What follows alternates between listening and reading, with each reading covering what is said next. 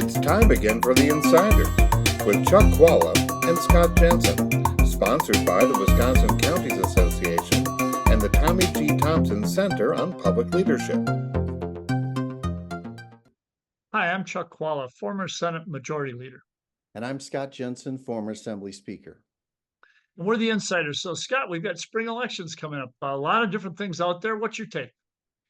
Well, I'm going to be watching a few things. First of all, in Milwaukee, the referendum for the Milwaukee Public Schools. In the past, whenever they've asked for money, it's passed. But I don't think that's going to be the case this time. I think that's going to go down.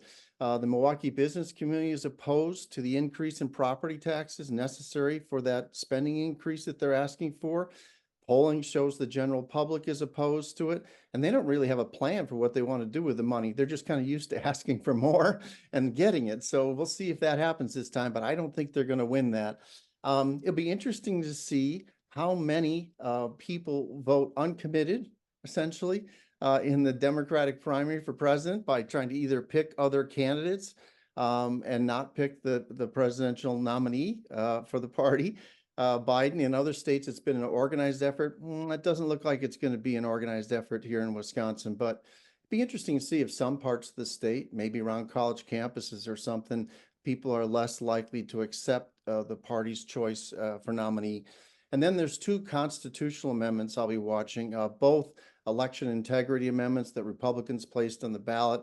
One to essentially ban Zuckerbucks, meaning private foundations and others cannot give money to local governments for the administration of elections, and also another one that says they cannot have personnel direct people in the administration of those elections, except people who've been approved by law, which is the folks we normally have running our elections. But of course, last time in Brown County, we had some volunteers that came from a foundation that were not necessarily authorized by law. Well, I think there's so many things going on here that let's focus on the ones where maybe I have something to add to what Scott had to say. And he's not wrong. MMAC is actually spending money against the referendum, and with no organized support for that in Milwaukee, that's going to pass, or that's going to be defeated as they want. But let's talk about the two constitutional amendments. Here's what's really going on here, folks. What's going on is that Republicans starve local government, and therefore they don't have enough money to really run the elections as efficiently as they'd like. So what happened is there was an outside group. In this case, it was Zuckerberg. It could be others.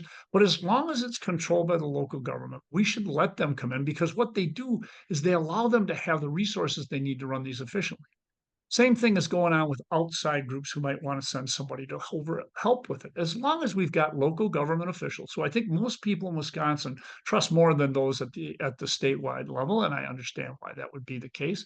As long as they think it's okay, I think that should be all right, and certainly people should be able to be there to observe.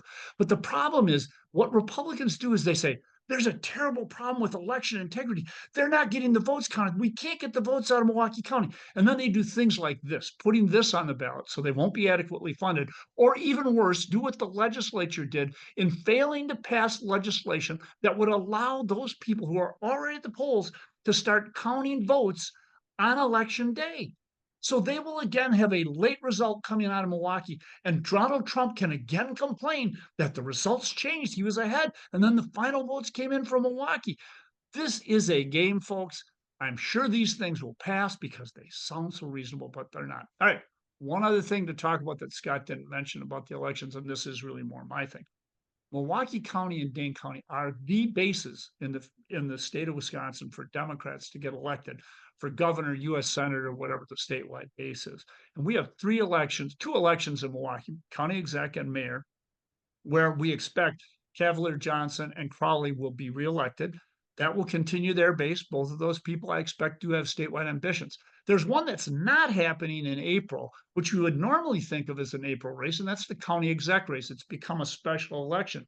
It will actually help it in the fall. So you will see us talking about this probably sometime in July or August. Why? Because the April primary is going to determine. And by the way, that's already determined. Alyssa Agard is going to be the next county exec for Dane County. Yes, she has a few opponents, but nobody's serious. And that will create a base for her to run statewide. And I would not be surprised to see Melissa Agard run for a statewide office, most likely governor, but it could be another office. It could be U.S. Senate or whatever. And she will have a great base to run from because Dane County continues to grow and be a bigger and bigger piece of the Democratic base. In fact, I believe now it is the biggest base, biggest county base for anybody running statewide. Well, these elections always have an interesting result, and sometimes you don't know right away that that's the interesting result, right? Someone gets their start in politics, and a few years later, they're at the top. So be sure to vote, and be sure to take a look at the results, because there'll be something interesting in there. We'll see you next time. You've been listening to The Insiders with Chuck Chvala and Scott Jensen, sponsored by the Wisconsin Counties Association and the Tommy G. Thompson Center on Public Leadership.